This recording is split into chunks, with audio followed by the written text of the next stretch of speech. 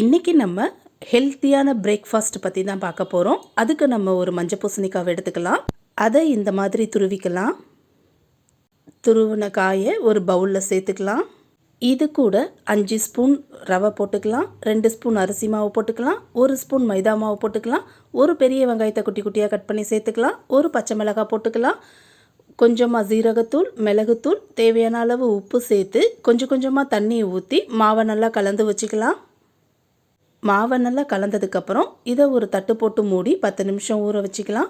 10 நிமிஷத்துக்கு அப்புறம் கொத்தமல்லி தலையை குட்டி குட்டியாக கட் பண்ணி சேர்த்துக்கலாம். இப்போது தவா சூடானதும் நம்ம தோசையை ஊற்றிக்கலாம். ஊற்றிட்டு இதை ஒரு மூடி போட்டு வேக வச்சுக்கலாம். ஸ்டவ்வை மீடியம் ஃப்ளேம்லேயே வச்சுக்கலாம். இப்போ ஒரு சைடு நல்லா வெந்துருச்சு. இதை அப்படியே திருப்பி போட்டுக்கலாம். இன்னொரு சைடும் நல்லா வெந்ததுக்கப்புறம் எடுத்தோன்னா நம்மளுடைய சூப்பரான பூசணிக்காய் தோசை ரெடி. இதை நம்ம 10 நிமிஷத்தில் செஞ்சு முடிச்சிடலாம். வெயிட் லாஸ் ஜர்னியில் இருக்கிறவங்களுக்கு இந்த தோசை ரொம்பவே ஹெல்ப்ஃபுல்லாக இருக்கும். நீங்களும் இதை செஞ்சு பார்த்துட்டு எப்படி இருந்துச்சுன்னு கமெண்ட் பண்ணுங்கள். பாய்.